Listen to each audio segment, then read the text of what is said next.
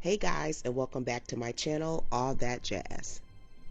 So, everyone thinks Vecna is the final villain of Stranger Things 5, or that the Duffer Brothers would never introduce a new monster in the final season. But if you watched my Red Orb theory, then you'd already know nothing we think we understand is actually correct. Because for the first 5 seasons, the show has never really shown us the Mind Flayer's true form. When Vecna shows Nancy the future, she never says demogorgons. She says she saw monsters and a giant creature with a gaping mouth. Not one monster, and invasion, which means Vecna was never the final villain. He was the door. When 11 banished Henry into Dimension X, something critical happened. Yes, the Mind Flayer already existed, not as a creature, but as particles, a force, an entity without form. It wasn't until Henry arrived that it took shape. That spider form wasn't the Mind Flayer's true body. It was Vecna imprinting his own mind onto something shapeless, which tells us something important. We have no idea where this entity came from, or what this entity could potentially become. We have never seen the Mind Flayer's true body. Every version we have seen has been somewhat incomplete. In Season 2, we had the particles and the shadow. In Season 3, a body stitched together from the filleted humans from Hawkins.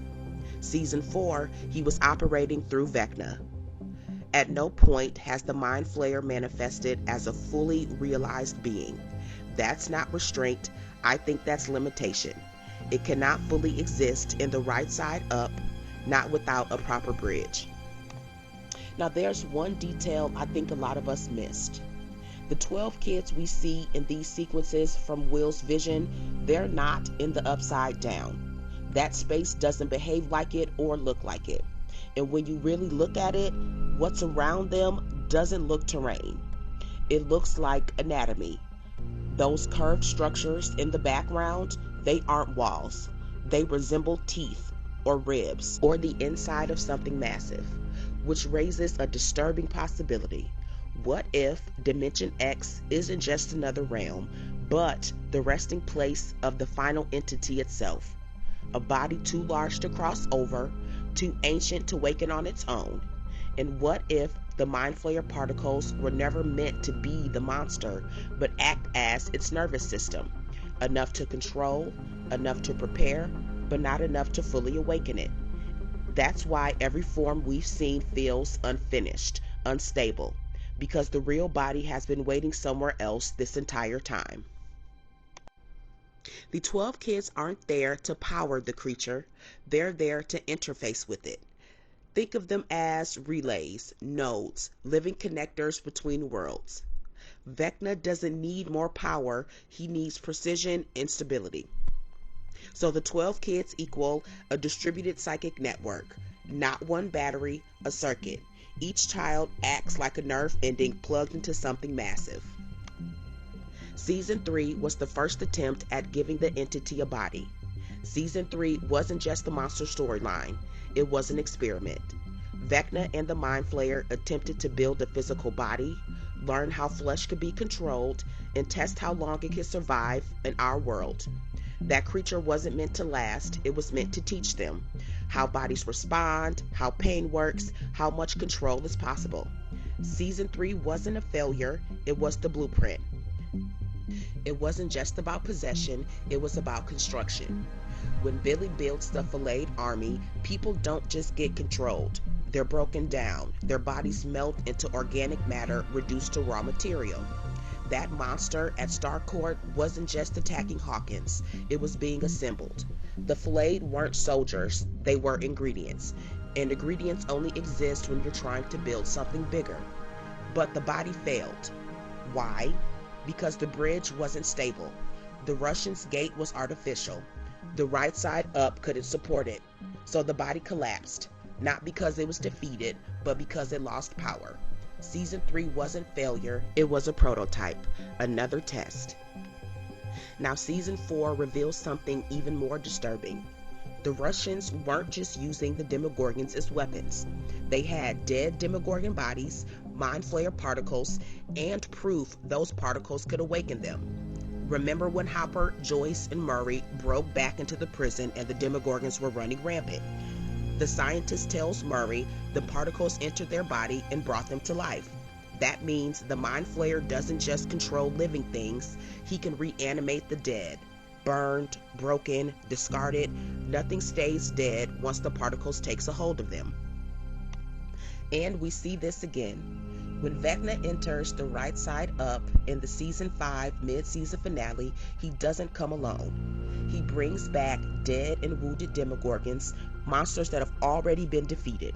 Just like the Night King in the Game of Thrones, this isn't an army being created, it's an army being reclaimed.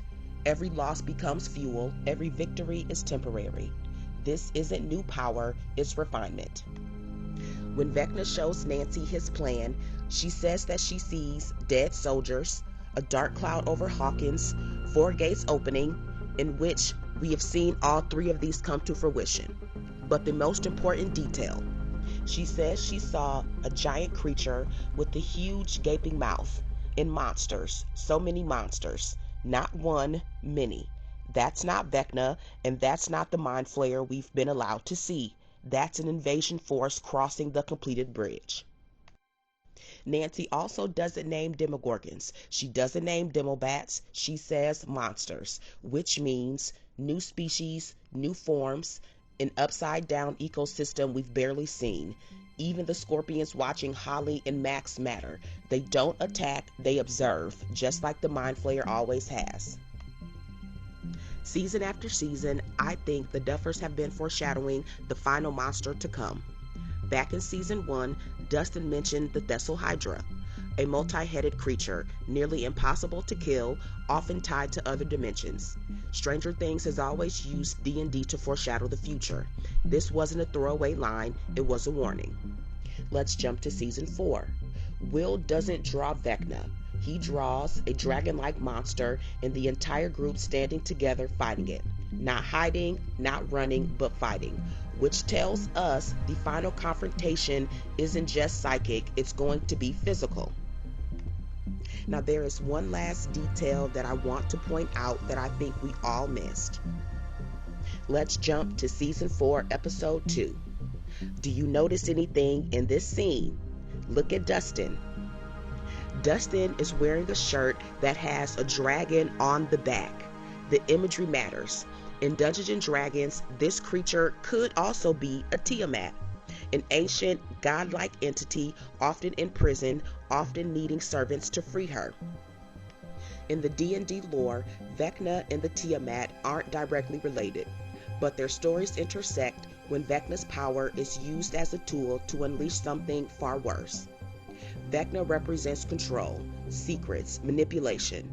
Tiamat represents raw power, physical domination, a final form of destruction.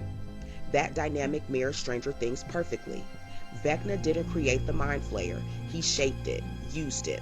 But what if that was never the end goal? What if the Mind Flayer spider form was only a placeholder, and its true form is something closer to what the Tiamat represents? A massive, multi-headed, godlike entity leading an army, finally able to exist once the merge is complete. Now how all this ties together: Will's drawing, a subconscious recognition of the final form; Nancy's vision, the moment it crosses over; Seasons 3 monster, early physical testing; Season 4, the Russian particles and the reanimation, army mechanics; and finally Vecna, the key, not the king. The Mind Flayer as a Tiamat-level entity doesn't look like a stretch to me. And this is where the story stops being about villains and starts being about roles. Vecna isn't the final boss. In D&D terms, he's the lich guarding the gate, and the Mind Flayer may be the show's version of a Tiamat. And this is why the final merge is key. The true entity couldn't cross over before, not without stable gates, a completed merge, a permanent bridge. Vecna's role was to prepare that bridge. Once that merge finishes, the monster no longer needs him. Now we have the orb, a stabilized energy inside the Hawkins lab in the Upside Down. a permanent connection between Dimension X, the upside down, the right side up, our world. The upside down isn't a world, it's a bridge. A bridge becomes dangerous once something learns how to cross them. A stretched imprint of Hawkins created the night wheel disappeared, frozen in time, because that's when reality tore. The orb powers the connection, the lab anchors it, and the wall contains it.